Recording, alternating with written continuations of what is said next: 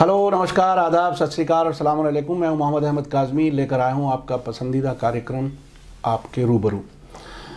आप दुनिया भर से जो खबरें आ रही हैं कोरोना वायरस की, वो बहुत ही तकलीफ़देह हैं। बहुत बड़ी तादाद, चीन में बहुत से पेशेंट्स मर चुके हैं और पूरी दुनिया में ये वबा की तरह फैल रहा है, एपिडेमिक जिसे कह सकते हैं अंग्रेज़ी में। ये बहुत ही हर इंसान अपने आप को ख़तरे में महसूस कर रहा है। मैं आज इस पर बहुत ही ख़ास मेहमान से आपको मिलवा रहा हूँ। आप हैं डॉक्टर बिस्वरूप रॉय चौधरी। आप एक्सपर्ट हैं डायबिटीज़ के, जो लाइफस्टाइल के ज़रिए आप इलाज करते हैं, और न सिर्फ भारत में बल्कि विदेशों में, ख़ास तौर पर वियतनाम में, सिंगापुर में, बहुत से मुल्कों में आप काम करते हैं। आप इंडो वियतनाम मेडिकल बोर्ड के चेयरमैन भी हैं। इस कम एज में बहुत सी कामयाबियां हैं जो मैं अभी नहीं गिनवा सकता। आज चूँकि हम कोरोना वायरस पे बात कर रहे हैं, वही उस रेलेवेंट सब्जेक्ट पर ही बात करेंगे, लेकिन ये शख्सियत बहुत सी खूबियों की मालिक है। डॉक्टर बिस्वरूप रॉय चौधरी साहब, वेलकम है मीडिया स्टार वर्ल्ड में। थैंक यू वेरी मच, आपने टाइम दिया। आप ये बताइए, ये जो दुनिया भर में कोरोना वायरस एक क्राइसिस की तरह से बना है, इमरजेंसी, बहुत से मुल्कों की फ़्लाइटें कैंसिल हैं, हर इंसान डरा हुआ है। आप ये बताइए कि इसमें क्या, किस तरह से लोग बचें, और अगर किसी को इन्फेक्शन हो जाए तो वो इलाज कैसे करें?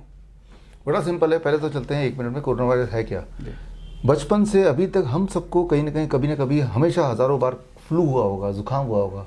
तो जब जुकाम हुआ तब कोई बॉडी में वायरस गया होगा। वो जो वायरस है वो जितना स्ट्रांग है, उससे जितने लोग मर सकते हैं या बच सकते हैं, बस उतना ही खतरनाक कोरोना वायरस। बोलने का मतलब बिल्कुल भी खतरनाक नहीं है। तब आपने क्या इलाज किया था? लगभग अक्सर तो इलाज ही नहीं किया था, अपने आप ही ठीक हो गया था। और होता भी ये है, वायरस का कभी कोई इलाज नहीं है, कोई दवा होती नहीं, अब तक तो नहीं बनी दुनिया में, क्योंकि वायरस अपने आप ही वो ट्रांसफॉर्म होता रहता है। तो कोरोना वायरस उतना ही सिंपल वायरस है जितना कि कोई और वायरस होता है जिससे हमें फ्लू होता है। वो फ्लू वायरस है, तो डरने की, खतरे की कोई बात ही नहीं है। जी जी, लेकिन ये जो पूरी दुनिया में जिस तरह से एक हाइप है, लोग डर करके कुछ मुल्कों का सफ़र नहीं कर रहे, बाकायदा फ़्लाइटें बंद कर दी हैं। अभी चाइना से फ़्लाइटें बंद हुई थी, अब ईरान से फ़्लाइटें बंद होने लगी हैं। पूरे आसपास के मुल्क ये डर रहे हैं कि यहाँ से जो भी लोग आएंगे शायद बीमारी लेकर के आएंगे। सऊदी अरब की हुकूमत ने अपने यहाँ जो उम्रा पे मुस्लिम लोग जाते हैं धर्म यात्रा पर, वो यात्रा बंद कर दी है। तो ये फिर इतना बड़ा हाइप क्यों है, या क्या ये आर्टिफिशियल है? क्या इसकी ज़रूरत नहीं है? क्या आप कैसे देखते हैं इस पूरे जो कुछ अखबारों के ज़रिए बहुत ही ख़तरनाक पिक्चर नज़र आ रही है, उससे आदमी कैसे अपने आप को महफूज महसूस करे? इसको ज़रा समझिए ज़रा। ये कोरोना वायरस को अभी इन्वेंटेड वायरस नहीं है, तो पहली बात है। जब से सृष्टि में हम लोग हैं, इंसान हैं, कुदरत है, तब से कोरोना वायरस भी है। हो सकता है इस कमरे में इस वक्त भी हो सकता है बचपन से अभी तक आप जितनी बार आपको फ्लू हुआ, उनमें से कभी ना कभी कोरोना वायरस की वजह से भी रहा हो। फ़र्क सिर्फ इतना है, अभी जो नया है वो ये है कि कोरोना वायरस को पहचानने वाला डिटेक्शन किट, जिसे डायग्नोस्टिक किट बोलते हैं, ये नया आविष्कार है। इसको दुनिया में फैलाना है, पहली बात। अच्छा, वो किट बेचना है क्या? किट बेचना, ये पहली ये बहुत इंपॉर्टेंट है, हमारे दर्शक समझें। क्योंकि ये जो खौफ है, जब इंसान को मौत नजर आने लगती है तो वो कुछ भी पैसा खर्च करने को तैयार हो जाता है।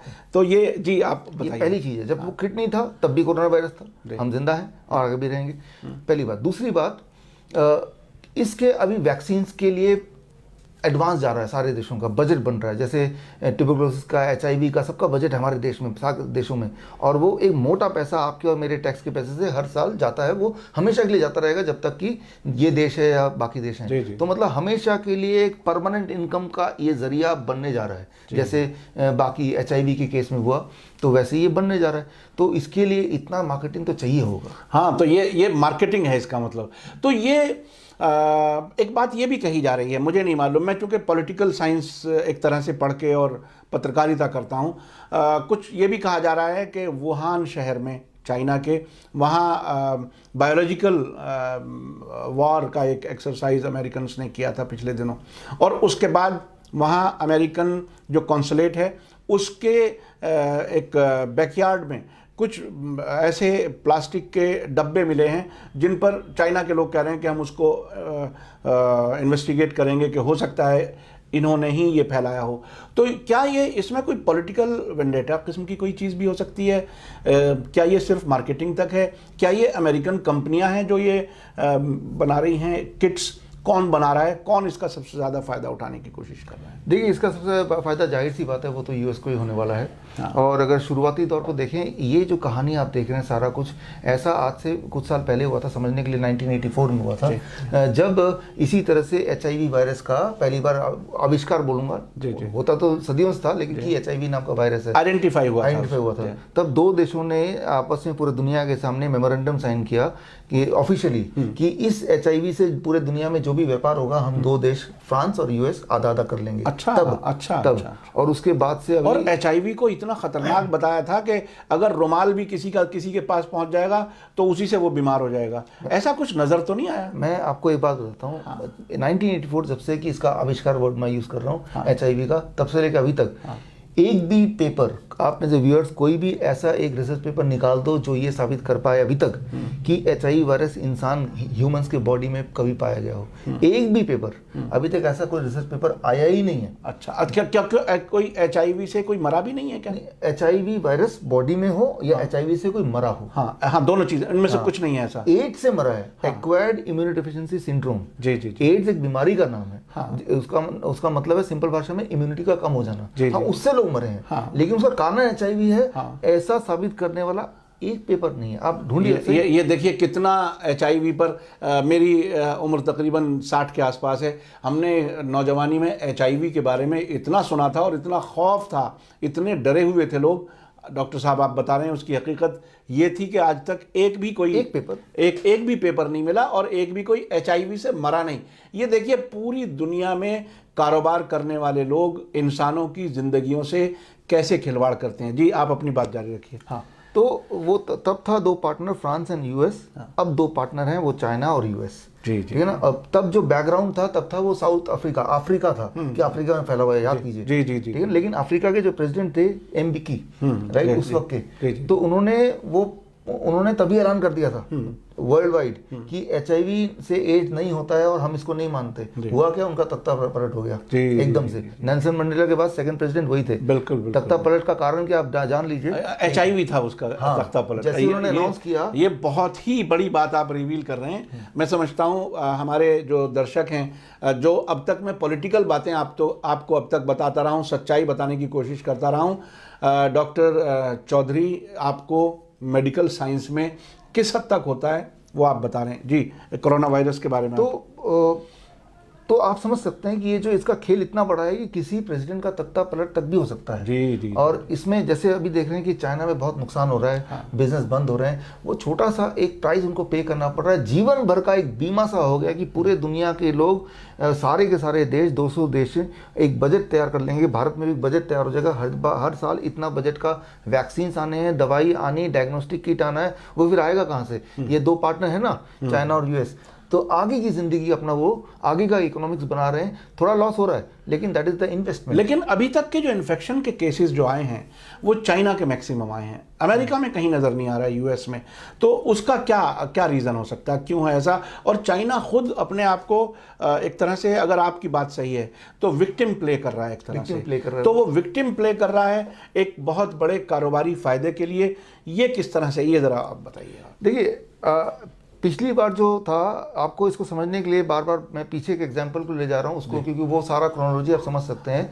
1984 में वो अफ्रीका को बैकग्राउंड स्टेज बनाया गया। हीरो था HIV और वो स्टेज था अफ्रीका। डायरेक्टर दो थे, फ्रांस और यूएस उस बार।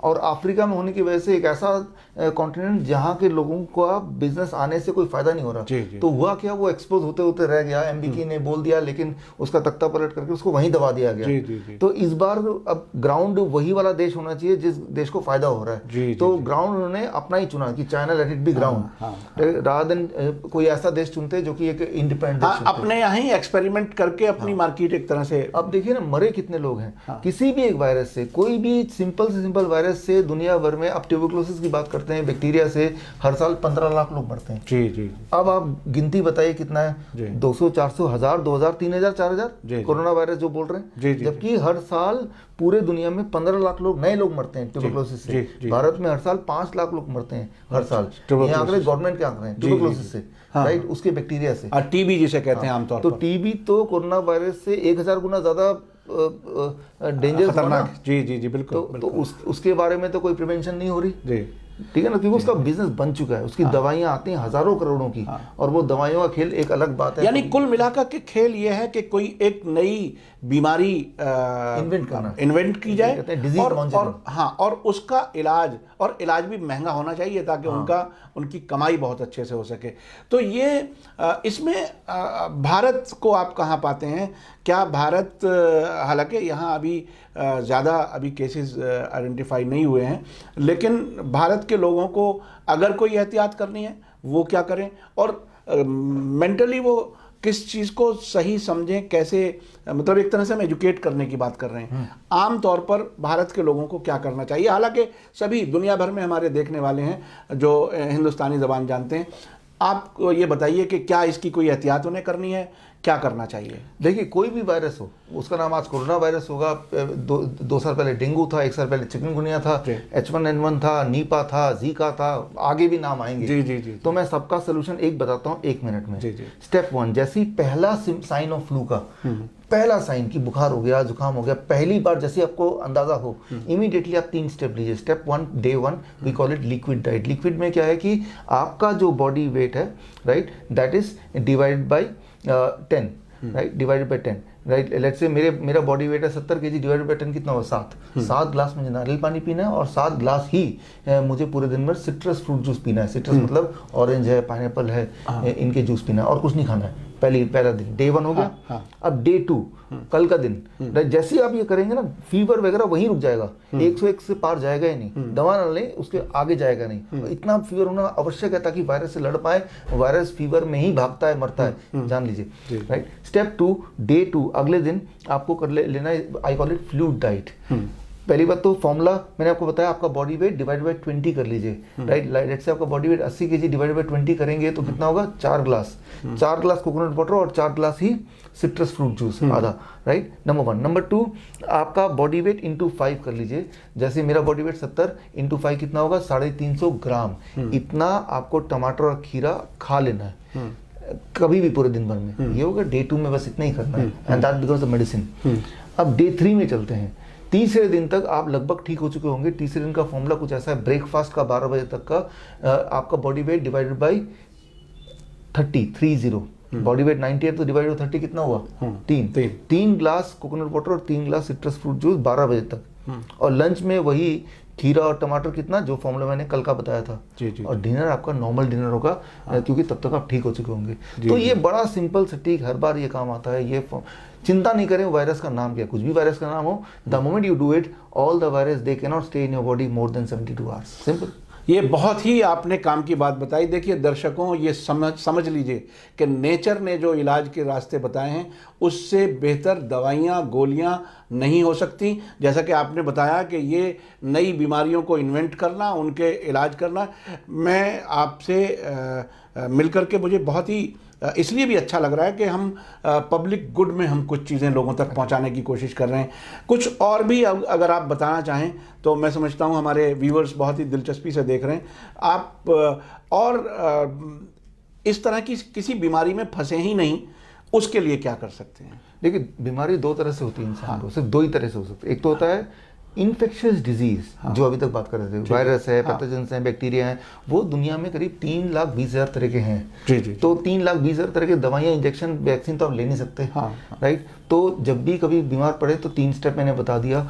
हर तरह का इन्फेक्शियस डिजीज काबू में आ सकता है बस ये 3 स्टेप से। तो ये एक तरफ हो गया infectious disease. Second is lifestyle disease. Lifestyle नाम से जानिए, लाइफ के स्टाइल की वजह से, डायबिटीज, हार्ट डिजीज, यानी जिस तरह के आप खाना खाते हैं, सोते हैं, जागते हैं, कैसे करते हैं, वो एक लाइफस्टाइल आम लोगों की ज़बान में। डायबिटीज़ हो गया, इंसुलिन पे हैं, हाई ब्लड प्रेशर हो गया, ब्लड थिनर ले रहे हैं, किडनी फेल हो गया, डायलिसिस पे चले गए हैं, कीमोथेरेपी के लिए डॉक्टर ने बोल दिया क्योंकि ट्यूमर हो गया, कैंसर का डिटेक्शन हुआ है। These all comes under lifestyle disease, right. अगर इसको मैं ब्रीफली करूँ, मान लो आप इनमें से किसी बीमारी से जूझ रहे हैं, राइट, आप ऑलरेडी दवा ले रहे हैं या ऑलरेडी कंटेम्पलेट कर रहे हैं या कीमोथेरेपी 4-5 हो भी चुकी है, लाइफस्टाइल डिजीज सारे एक ही कैटेगरी में आते हैं, लाइफ के स्टाइल का की वजह से है।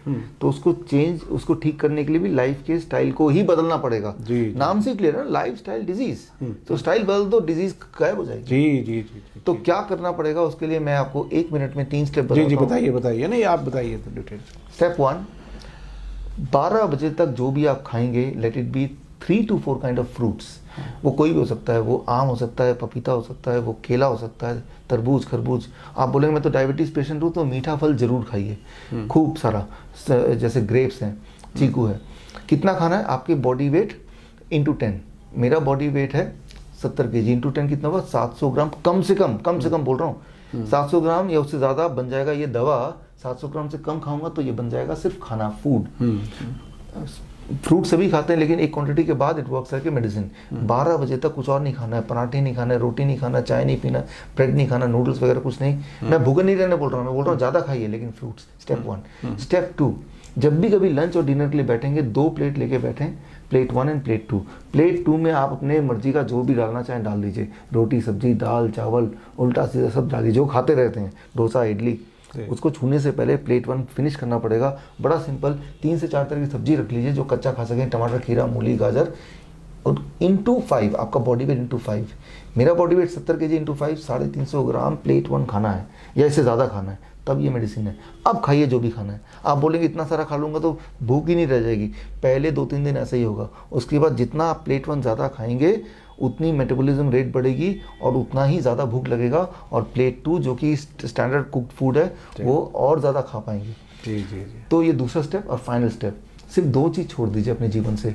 एक तो एनिमल फूड, जो भी चीज़ जानवरों से निकलती हो, अंडा है, मीट है, मछली है, या डेयरी प्रोडक्ट है, दूध, दही, लस्सी, मक्खन, जानवर से निकलती नहीं लेना। और एक चीज़ जो फैक्ट्री से निकलती हो, बिस्किट है, ब्रेड है, रिफाइंड चीज़ें हैं, उनको नहीं लेना। अगर आपने ये 3 स्टेप किया तो पहले 3 दिन में आपकी मजबूरी हो जाएगी कि ब्लड शुगर की दवाई को छोड़ना।